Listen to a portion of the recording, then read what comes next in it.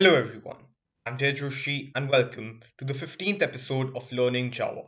Today, we'll be learning about the types of errors. So first, what are errors in Java? So when you're programming on BlueJ or any other IDE and you write your program and try to run it, you might face some errors while compiling or during the execution of the program or some logical error which you couldn't figure out. So these types of errors are actually divided into its various types, and this is what we'll be learning about today. So there are mainly three types of errors: compilation errors, logical errors, and runtime errors. Compilation errors are of two types: semantic and syntax errors, and runtime errors are also known as exception errors. So first we'll be looking into syntax error, which is a type of a compilation error.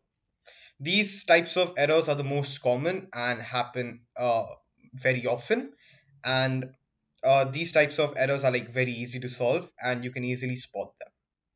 So these errors occur in these cases. So when you're writing a statement in Java, as you know, you need a semicolon in most of the cases. So if you miss a semicolon, it'll throw a syntax error. If you misspell a keyword, or if the keyword is in the wrong case, for example, if you write int like this with a capital I, it'll throw an error. Or if you just misspell int or float, then it'll throw a syntax error. If you miss the parenthesis or the curly brackets, it'll show an error. And if you use invalid identifiers, so as you know, you have to follow the identifier rules. For example, when you're initializing a class, it shouldn't start with a number. So if you use invalid identifiers, it's going to give a syntax error. If you use undeclared variables, for example, you don't declare a variable x example and then you use it, so again, it'll give a syntax error. And if there are no operators between operands, so in this example, like how we have int x is equal to 2y, this is an incorrect statement in Java. You have to put 2 into y or whatever operation you want to perform, if it's addition, division, or subtraction. So if you miss the particular operator between operands. Another point to note here is that the syntax and semantic error, which are types of compilation errors, occur during the compilation of the program. So when once you write a program and then you compile it, it'll throw the error at that time. That's why they're called compilation errors. Now we'll be looking into semantic errors. So these errors are again very common, not as common as syntax, but still very common. So they occur when we use the increment and decrement postfix prefix operators with boolean variables. So for example, we do something like true true plus plus. So this is a semantic error. And if we declare a variable twice, for example, if I do int x, and if I do again after later on in the program, I do something like byte x. So this way, we have declared the variable x twice, so it's going to throw a semantic error during the compilation.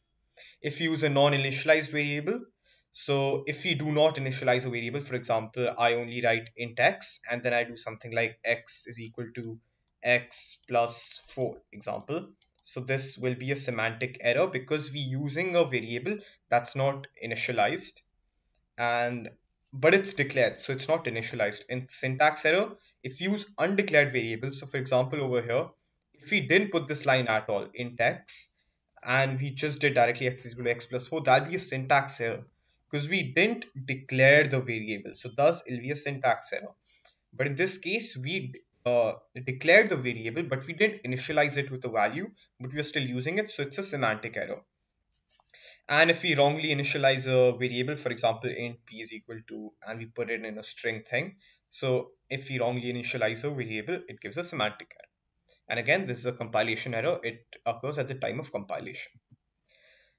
The second type of errors which we have is logical error.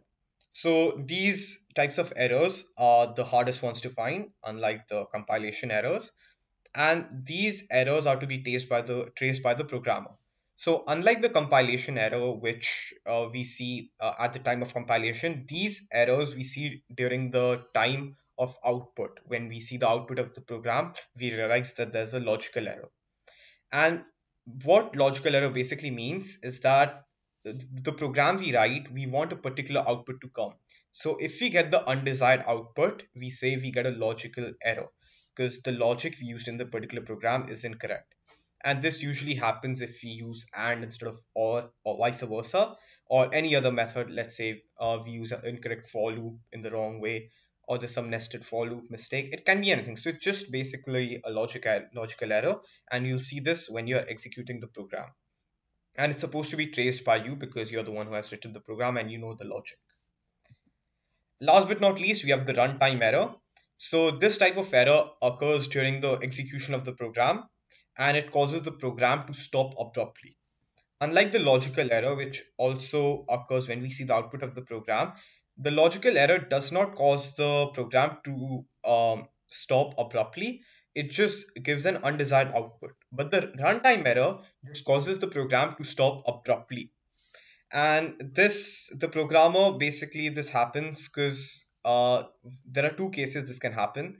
Is if a number is divided by zero, so if a variable or a literal is divided by zero, a runtime error, because if you divide a number by zero, it's undefined and Java can't store that.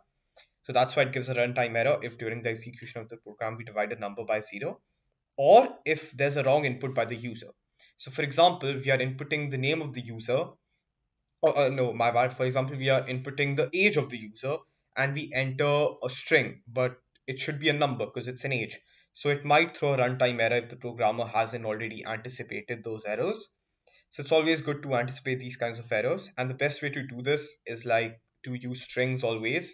Because with strings, you can, if you always input everything in a string, the programmer can't enter anything wrong, even if he enters a number, symbol, or a letter. Strings accept all, and later on, you can check in your program if he entered the correct thing or not. So if you want the user to enter integer value and he enters a string value, that will result to an untimed error. So these types of errors the programmer has to anticipate. So that's it for today, everyone. Thanks for watching. And if you have any queries, doubts, or suggestions, you can mail me. My mail will be in the description down below. And thanks again for watching.